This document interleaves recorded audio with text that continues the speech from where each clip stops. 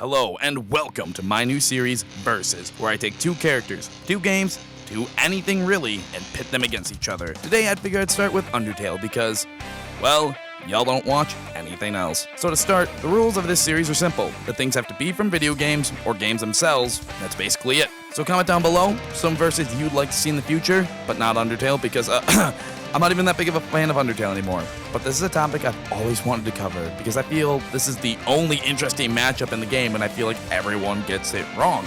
And yeah, this will be our last Undertale video. A video will be coming out soon explaining why, so make sure you subscribe, hit the little bell so you stay notified. Liking the video, commenting, sharing, all that stuff helps. Follow our Twitter and check out our Patreon if you really want to help us. It's so gross. It's just so... But seriously, any little bit helps, and we really do appreciate it, since YouTube seems to really hate smaller channels.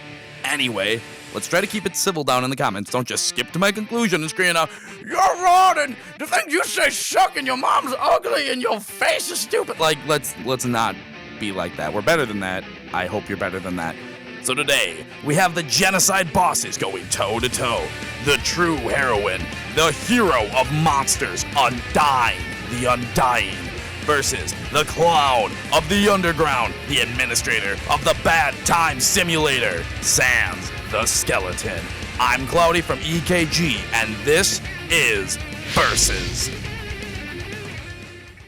Tale of the tape. We're going to look at each combatant on their own using in-game data, facts, and feats. First up, we have Undyne. A quick little overview. Undyne is the leader of the Royal Guard and is the boss of the waterfall area of Undertale.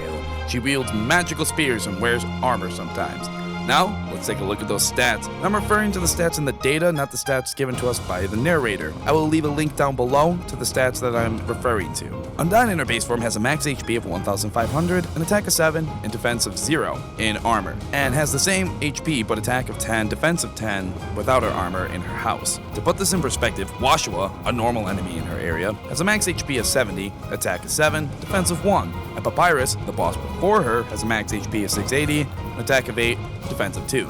So her stats are pretty okay, especially in her house. But we ain't talking about base form Undyne. We are talking about Undyne the Undying. She goes into this form when she taps into her copious amounts of determination and has a pure intention in her heart, not because of some experiments from Alphys. Again, covered this in my Undyne video, go watch that.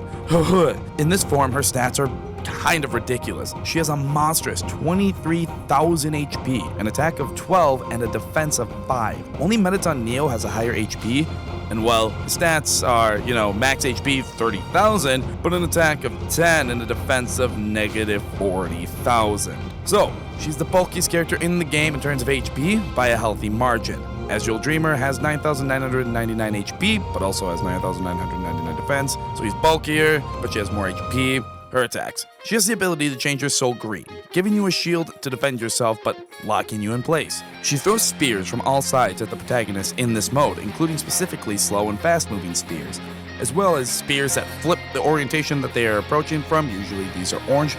These attacks do 8 to 12 damage per hit during the Genocide route. She can use her spear to change you back to a normal red soul during this time. She can restrict the bullet board to a minuscule box, which launches spears upwards towards the protagonist in 3 columns. This attack does 8 to 12 damage per hit. She also throws a volley of continuous spears at the protagonist on a large board. This attack does 8 to 12 damage per hit. She throws rings of spears, which enclose on the protagonist while rotating. She has another version of this attack, in which the spears do not rotate, but instead hit straight towards the soul. The spears travel in the direction they were initially facing for a few seconds before fading away. Say it with me, this attack does 8 to 12 damage per hit. Undyne the Undying is a tank, and her unwielding determination causes her to be laser focused. She never breaks for dialogue after the initial, "You're gonna have to try a little harder than that." She is always pushing on the offensive, never wavering until she reaches 0 HP. Undyne the Undying's attacks are much more intense than her normal counterpart. The Red Soul sections in particular are some of the most intense sections in the game. So, can Undyne be the one to slay the fan favorite? Let's see what Sans brings to the table before we make the call. Sans, the skeleton. He's the brother of Papyrus, and is your buddy throughout the pacifist and neutral routes of the game. He acts as the final judge on every route, and in the Genocide route, he is the final boss. Sans in the stat category is literally the weakest monster in the game. Again, the data says he has 1 attack, 1 defense, and 1 HP. We can theorize why we did 999,999 damage to him all we want, but simply put, in the game's data, his HP is 1. What makes Sans so tough is his awareness and his abilities. Sans can turn your soul blue, which adds a gravity effect to it. Sans also is the only monster to attack first in the game, which means he usually catches opponents off guard. Sans often utilizes gravity to make his attacks require platforming skills, such as slamming the protagonist's soul against the walls of the bullet box and making the protagonist jump through gaps between bones and onto platforms. Sans uses regular and light blue attacks during these sections. Eventually, Sans will offer mercy. If accepted, he covers the entire bullet board with the bones until the protagonist's HP is drained to 0. This is important because he shows the ability to do this, but can only do this when we show him mercy. This is a similar mechanic to when monsters in the game show us mercy and we are able to one-shot them afterwards. So, Sans uses Pillars of Bones, the gravity mechanic, and also his Gaster Blasters mainly. All of his attacks do 1 damage per frame, which ends up being 30 damage per second, since this game runs at 30 FPS. And alright, now we're gonna get into KR. I'll let the wiki explain it.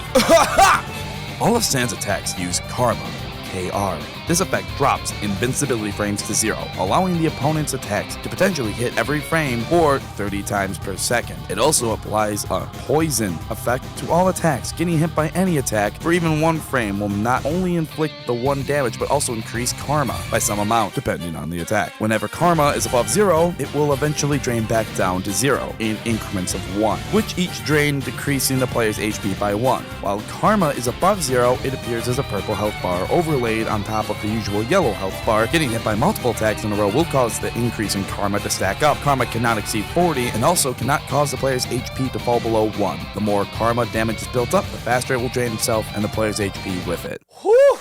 So Sans can also dodge and teleport. His dodging is the only reason he survives as long as he does in the Genocide fight. And I did the math, he dodges 25 attacks before using his pre-special attack and tiring out. Sans is the perfect foil to the Genocide version of our character. His awareness of the situation allows him to dodge our slow 1 attack per turn style of fighting. He has horrible stats though, but makes up for it with his powerful attacks. The fact he does 30 damage per second is a huge advantage, but is it enough to take down the true hero? The verdict. I was thinking, what advantages do they have over each other, and what holds them back? Sans can teleport, yes, but in theory, Undyne's green soul ability would lock Sans in place. But let's assume it doesn't. Sans can do damage when the opponent isn't attacking, but Undyne never isn't attacking on her turn. As soon as she can attack, she attacks. Sans does a fixed damage of 1 damage per frame, but this is due to KR. Without it, Sans has 1 attack. But again, let's assume it does work, and Sans would do 1 damage per frame or 30 damage a second, regardless of defense. And here's the part where this starts to fall apart. Sans would need 766.67 seconds to kill Undyne, or 12.78 minutes. This also assumes Sans can just hold a bone on her the entire battle. And again, this isn't the case. The only time Sans shows his ability is when you spare him, then dunks on you. But again, let's assume he can! I think you're starting to see a theme here. I am stacking this fight in Sans' favor, but the fact remains, 12.7 minutes is a long time. Again, using what we see in game, Sans tires out after dodging 25 attacks. Undyne throws out roughly 27 spears during her first 2 attacks. So in theory, this would tire Sans out. Now let's assume each of Valia's spears counts as only as 1 attack instead of each spear. Again, let's assume he can't! Undyne does about 22 cycles in 5 minutes, roughly. So assume that doubles to 40 cycles in 10 minutes. That's rounding down. Again, I'm trying to stack this in his favor every way I can. Sans is extremely powerful, but even with every let's assume on his side, he simply doesn't have any way to reliably put Undyne down fast enough, or she just needs to hit him once. That's the thing. And as the game itself says, he can't keep dodging forever, keep attacking. I know in your AU game or your AU story, Sans is some ultra god who can't be beat by such mortals as Undyne. But this is a simple case of a matchup. I said it in my top 5 reasons Sans is a badass video. It's the old rock, paper, scissors scenario. Sans is the perfect counter to Chara, Kara, who fucking cares. Kara is too much for Undyne, but Undyne the Undying is too bulky HP-wise for Sans. I honestly just do not see a scenario where Sans wins. I tried. I really tried. I know how much you all love him, and I know the comment section will just be a war zone because of this, but the verdict is simple. The winner is Undyne the Undying. Woo! Thanks for watching the first episode of Versus. I'll be posting an explanation of why this is our last Undertale video soon, but in the meantime, check out our daily content. It's what we want to make. And as always, thank you for watching.